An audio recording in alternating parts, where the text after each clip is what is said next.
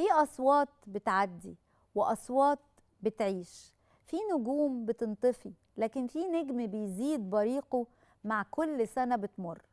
هي عملاقة الفن العربي، كوكب الشرق أم كلثوم، اللي صنفت طبقات صوتها من أندر الأصوات في العالم. مرت 50 سنة على رحيلها النهاردة، لكن صوتها لسه بيسكن كل بيت، بيفكرنا إن الفن الحقيقي عمره ما يموت. العمل المسرحي العظيم أم كلثوم للكاتب الكبير الدكتور مدحت العدل رجعنا تاني لزمن المجد، بس بروح جديدة. عمل قدر يكشف جوانب إنسانية في حياة الست، ويمكن أول مرة نشوفها بالشكل ده، وقدمه بتقنيات حديثة تنافس أضخم العروض العالمية.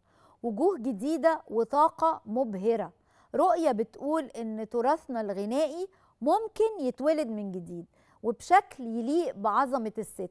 بصراحة العرض ده مش مجرد مسرحية، ده حالة فنية راقية ومبهرة خلتني أعيش كل لحظة فيها. ولما خلص العرض قلت لنفسي مش كفاية مرة واحدة، لازم أشوفه تاني بإذن الله. تحية كبيرة جدا لكل صناع العمل اللي رجعوا لنا عبق الماضي بفن الحاضر.